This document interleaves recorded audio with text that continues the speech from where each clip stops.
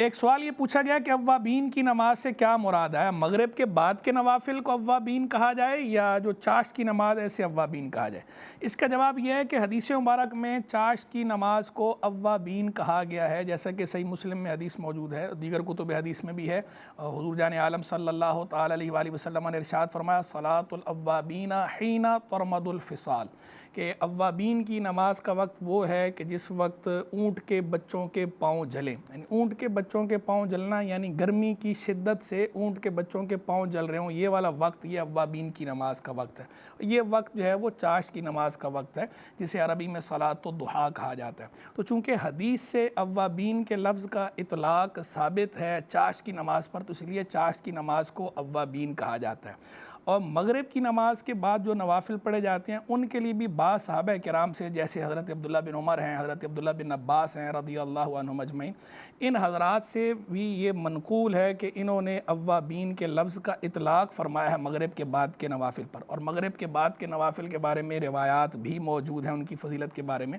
تو اسی لیے فقہاء کرام مغرب کے بعد کے نوافل کو بھی اوابین کہا جاتا ہے کہتے ہیں، اور ہمارے عرف میں بھی مغرب کے بعد کے نوافل کو اوابین کہا جاتا ہے۔ تو نماز چاشت کو بھی اوابین کی نماز کہا جا سکتا ہے، بالکل درست ہے، حدیث سے ثابت ہے، اور مغرب کی نماز کے بعد کے جو نوافل ہیں انہیں بھی اوابین کہا جا سکتا ہے، بالکل درست ہے، یہ بھی بعض صحابہ کرام علیہم رضوان سے ثابت ہے اس کا اطلاق، اور نوافل بھی اپنی جگہ پر ان کی فضیلت بھی موجود ہے حدیث کے اندر۔